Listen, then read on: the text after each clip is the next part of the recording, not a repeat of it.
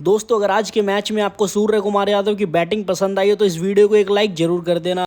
IPL 2023 का एक और रोमांचक मुकाबला खेला गया Mumbai Indians versus Kolkata night Riders के बीच में। इस मैच में मुंबई इंडियंस की कप्तानी कर रहे सूर्य कुमार यादव टॉस जीतकर पहले गेंदबाजी करने का फैसला करते हैं।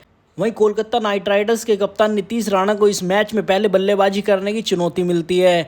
कोलकाता की तरफ से सलामी बल्लेबाज के रूप में आते हैं क्रीज पर एन जगदीशन। वहीं इस मैच में उनका साथ देने आते हैं रहमानुल्लाह गुरबाज। वहीं मुंबई इंडियंस की तरफ से अपना डेब्यू मैच खेल रहे अर्जुन तेंदुलकर अपना पहला ओवर बहुत ही किफायती डालते हुए अपने पहले ओवर में मात्र 5 रन देते हैं। वहीं दूसरे ओवर में क्रिस ग्रीन शानदार गेंदबाजी करते हुए एन जगदीशन को ऋतिक शौकीन के हाथों कैच आउट करवा देते हैं।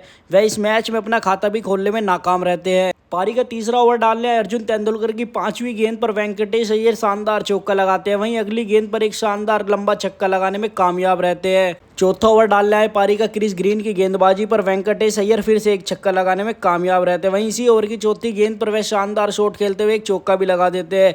4 ओवर के बाद केकेआर का स्कोर 33 रन पर 1 विकेट था। वहीं शानदार बल्लेबाजी कर रहे वेंकटेश अय्यर 5वें ओवर में लगातार 2 छक्के लगाने में कामयाब रहते हैं। पावर प्ले के आखिरी ओवर में पीयूष चावला की गेंदबाजी पर रहमानुल्लाह गुरबाज आउट होकर पवेलियन लौट जाते हैं। वे अपनी पारी में मात्र 8 रन बना पाते हैं। 6 ओवर के पावर प्ले के बाद केकेआर का स्कोर 57 रन पर 2 विकेट था। वहीं शानदार बल्लेबाजी कर रहे वेंकटेश अय्यर 7वें ओवर की पहली गेंद पर एक शानदार चौका लगा देते हैं। वहीं इसी ओवर की अंतिम गेंद पर वेंकटेश अय्यर फिर से एक चौका लगाने में कामयाब रहते हैं। इसी बीच पारी का 8वां ओवर पीयूष चावला डालने आता है, जो कि एक बहुत ही किफायती ओवर डालते हुए मात्र 5 रन देते अपने ओवर में। पारी के 9वें ओवर की पहली गेंद पर नीतीश राणा छक्का लगाने के चक्कर में आउट होकर पवेलियन लौट जाते हैं। ऋतिक शौकीन की गेंदबाजी पर वह रमनदीप सिंह को अपना कैच देकर पवेलियन लौट जाते हुए मात्र 5 रन बना पाते हैं। वहीं इस ओवर में शानदार बल्लेबाजी करते हुए वेंकटेश अय्यर पहले एक चौका लगा देते हैं, फिर इसी ओवर की अंतिम गेंद पर एक शानदार लंबा हिट लगाकर छक्का लगाने में कामयाब रहते हैं।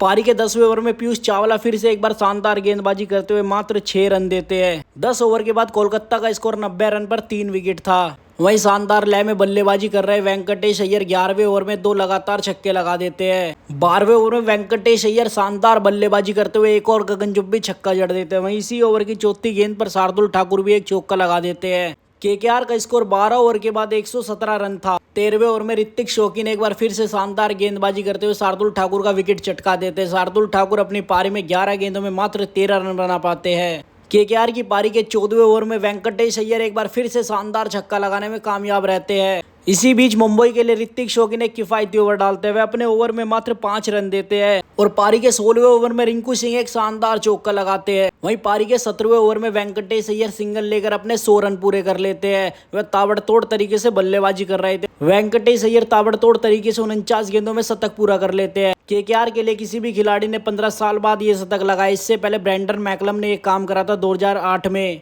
वहीं इसी ओवर की अंतिम गेंद पर रिंकू सिंह एक शानदार चौका लगा देते हैं और 18वें ओवर की पहली गेंद पर वेंकटेश अय्यर फिर से एक चौका लगा देते हैं, लेकिन अगली ही गेंद पर वेंकटेश अय्यर आउट होकर पवेलियन लौट जाते हैं। उन्होंने एक बहुत ही शानदार पारी खेली अपनी टीम के लिए। वह मात्र 51 गेंदों में 104 रन बनाकर आउट होते हैं। वहीं पारी के 19वें ओवर में रसल ताबड़तोड़ तरीके से बल्लेबाजी करते हुए पहले एक छक्का लगा देते हैं, वहीं अगली ही गेंद पर एक चौका भी लगा देते हैं। लेकिन इसी ओवर की 5वीं गेंद पर रिंकू सिंह की धीमी पारी का अंत हो जाता है। वह 18 गेंदों में मात्र 18 रन बना पाते हैं। केकेआर की पारी के अंतिम ओवर में आंद्रे रसल फिर से 2 चौके लगा देते हैं। वेंकटेश अय्यर के शतक के बाद भी केकेआर मात्र 185 रन बना पाता है। इस मैच में रिंकू सिंह की धीमी पारी के चलते केकेआर मात्र 185 रन बना पाता है। वहीं मुंबई इंडियंस को इस मैच को जीतने के लिए 186 रनों का लक्ष्य दिया जाता है। मुंबई इंडियंस की तरफ से सलामी बल्लेबाज और इम्पैक्ट प्लेयर के रूप में है रोहित शर्मा। वहीं उनका मैच में साथ देने के लिए है ईशान किशन। पारी के पहले ओवर में उमेश यादव मात्र 2 रन देते अपनी टीम के लिए और बहुत ही किफायती ओवर डालते हैं। लेकिन पारी के दूसरे ओवर में ईशान किशन ताबड़तोड़ बल्लेबाजी करते हुए लगातार 2 गेंदों में 2 चौके लगा देते हैं और अगली गेंद पर ही छक्का लगा देते हैं। इस ओवर से मुंबई 16 रन बटोर लेता है। तीसरे ओवर में रोहित शर्मा भी एक लंबा छक्का लगा देते हैं। वहीं इसी ओवर की चौथी गेंद पर ईशान किशन भी एक चौका लगाते हैं और इसी ओवर की 5वीं गेंद पर ईशान किशन एक बहुत ही लंबा छक्का लगाते हैं। मुंबई इंडियंस इस ओवर से भी 17 रन बटोरने में कामयाब रहती है। चौथा ओवर डाल रहा है सुनील नारायण की पहली गेंद पर रोहित शर्मा एक चौका लगा देते हैं। वहीं इसी ओवर की तीसरी गेंद पर ईशान किशन एक गगनचुंबी छक्का लगा देते हैं। वहीं इसी ओवर की अंतिम गेंद पर किशन फिर से एक चौका लगा देते हैं और इस ओवर से मुंबई इंडियंस 22 रन बटोर लेता है। 4 ओवर के बाद मुंबई इंडियंस का स्कोर 57 रन था और वह अपना एक भी विकेट नहीं गंवाता। केकेआर की तरफ से पांचवा ओवर लेके आए सुयश शर्मा की पहली गेंद पर रोहित शर्मा एक शानदार छक्का लगाने में कामयाब रहते हैं, लेकिन इसी ओवर की पांचवी गेंद पर रोहित शर्मा आउट होकर पवेलियन लौट जाते हैं। वह अपना कैच उमेश यादव को थमा बैठते हैं और वह अपनी इनिंग में 13 गेंदों में ताबड़तोड़ 20 रन बनाकर आउट हो जाते हैं। पावर प्ले के अंतिम ओवर में सूर्य कुमार यादव भी चौका लगाकर अपना खाता खोलते हैं।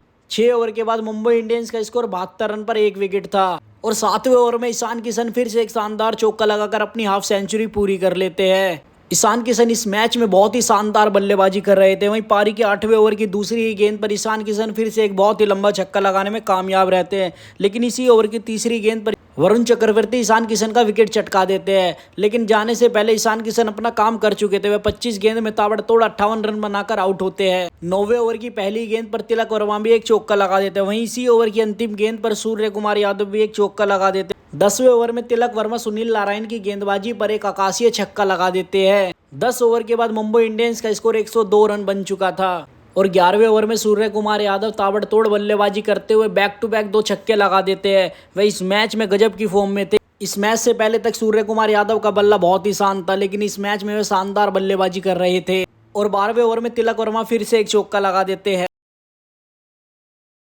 13वें ओवर में रसल की दूसरी ही गेंद पर तिलक वर्मा फिर से एक चौका लगा देते हैं। इसी ओवर की चौथी गेंद पर सूर्य कुमार यादव गेंद को आकाश में भेज देते हैं। वह बहुत ही अच्छा छक्का लगाते हैं और इसी ओवर की 5वीं गेंद पर सूर्य कुमार यादव फिर से एक चौका लगाने में कामयाब रहते हैं। लेकिन 14वें ओवर में तिलक वर्मा सुयश शर्मा का शिकार हो जाते हैं और वह पवेलियन लौट जाते हैं। 25 गेंदों में शानदार 30 रन बनाकर आउट होते हैं और 15वें ओवर की पहली गेंद पर टीम डेविड गेंद को आकाश में भेज देते हैं। बहुत ही शानदार छक्का लगाते हैं। इसी ओवर की 5वीं गेंद पर टीम डेविड एक बार फिर से गेंद को तारामंडल में भेज देते हैं।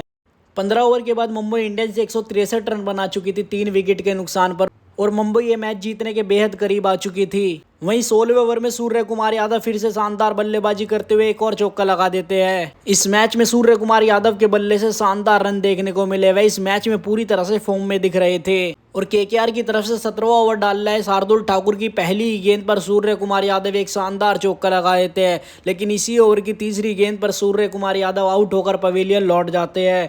वह अपनी पारी में ताबड़तोड़ 25 गेंदों में 43 रन बनाकर आउट होते हैं। 18वें ओवर की पहली ही गेंद पर निहाल वधेरा एक शानदार चौका लगा देते हैं, लेकिन अगली ही गेंद पर वे आउट होकर पवेलियन लौट जाते हैं और इसी ओवर की चौथी गेंद पर टीम डेविड सिंगल लेकर अपनी टीम को जिता देते हैं। आज के मैच में सूर्य कुमार यादव की बैटिंग पर आपकी क्या राय है?